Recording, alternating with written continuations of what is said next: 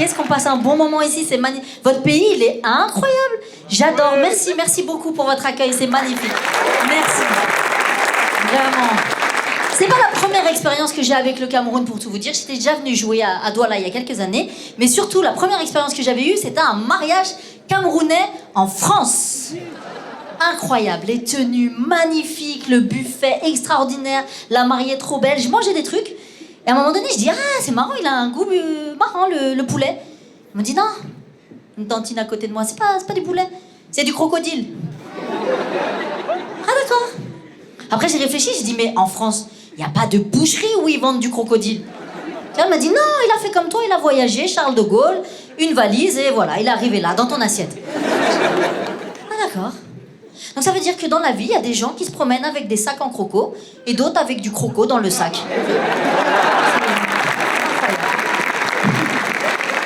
C'est fou. Le Cameroun, incroyable. À ce mariage-là, tout le monde m'a demandé si j'étais mariée. Et bonne nouvelle, je ne le suis pas encore. Ouais. J'attends le bon, j'ai pas encore choisi, j'attends le bon. Et sachez que vous avez devant vous, messieurs, dames, une femme qui a été demandée 3 fois en mariage. Voilà, pas besoin d'expliquer pourquoi, voilà, on comprend tout. Voilà. Alors 3 fois, par 3 personnes différentes, pas 3 fois de suite, pas... veux-tu m'épouser, veux-tu m'épouser, veux-tu m'épouser, sinon ça n'a absolument aucun sens. Et moi, dans ma famille, ils veulent absolument que je me marie. Il faut savoir que moi, je suis vietnamienne, bosniaque, et voilà, ça fait de moi une petite mexicaine, voilà, toute cette tête-là. Et dans ma famille, en fait, le mariage pour eux, c'est important, et même dans la société en général, quand t'es une femme, il faut que tu te maries, il faut que t'aies des enfants et tout. Et ma grand-mère bosniaque, faut savoir que c'est une force de la nature. Ma grand-mère, faut vous dire, elle a tellement de force que j'ai vu des photos d'elle où elle portait des troncs d'arbres. Vous voyez ce que je veux dire?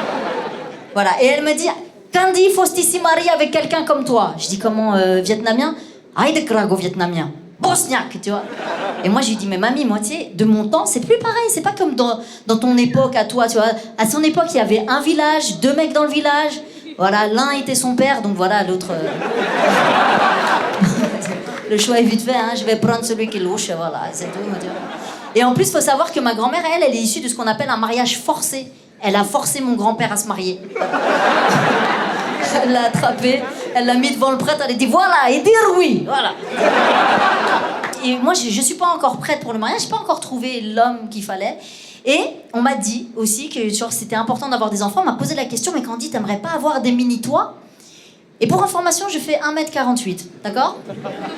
Si je mets au monde des gens plus petits que moi, je sais pas comment on va les appeler.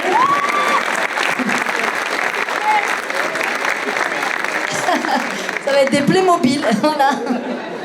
C'est mon aîné.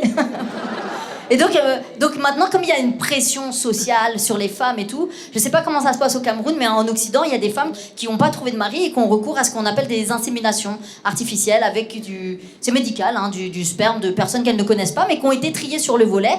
Et franchement, félicitations à elles. Moi, je pourrais pas faire ça. Je pourrais pas. Pourquoi? Parce qu'a priori, ce qu'on t'insémine, c'est quelque chose de qualité, qui a été trié. Ça veut dire que le gars, normalement, il est beau, il est intelligent, il est fort. Donc si l'enfant, il sort de toi et qu'il est dégueulasse, bah, ce sera à cause de toi. Non? Il ressemble à qui? Il ressemble à maman.